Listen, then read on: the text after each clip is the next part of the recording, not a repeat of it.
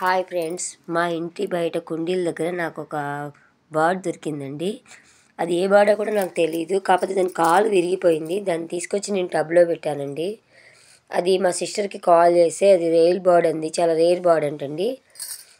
దానికి ఏ ఫుడ్ ఇవ్వాలో కూడా నాకు తెలియదు. కాకపోతే తను కేర్ సెంటర్ వాళ్ళకి కాల్ చేస్తే వాళ్ళు గ్లూకోన్ డి ఇంకా ఏదన్నా అది ఎక్కువగా పురుగులు తింటుందంటండి, గడ్డిలో ఉంటుందంట. అది నాకు ఆ ఫుడ్ ఏదో తెలియదు కాబట్టి నేను చిన్నగా గ్లూకోన్ డి వాటర్ కొంచెం రవ్వ లాంటిది ఇచ్చాను.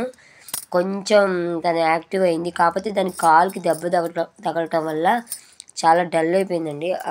1 డే మొత్తం మా ఇంట్లోనే ఉందండి.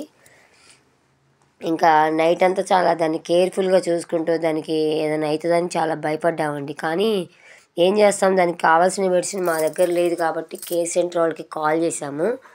వాళ్ళు వచ్చి దాన్ని హ్యాండిల్ చేసుకుంటామన్నారు.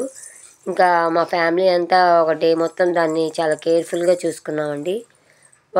ఎందుకంటే తనకి ఆ బర్డ్కి కాలుకి దెబ్బ తగిలింది కాబట్టి దానికి సరైన మెడిసిన్ మన దగ్గర లేదు కాబట్టి అది ఎలా ట్రీట్మెంట్ చేయాలో కూడా మనకు తెలియదు కాబట్టి ఆ కేర్ సెంటర్ వాళ్ళు వచ్చి వాళ్ళు తీసుకొని వెళ్తాం, తనకి ట్రీట్మెంట్ చేస్తామండి, మేము దాన్ని రిలీజ్ చేస్తామన్నారు.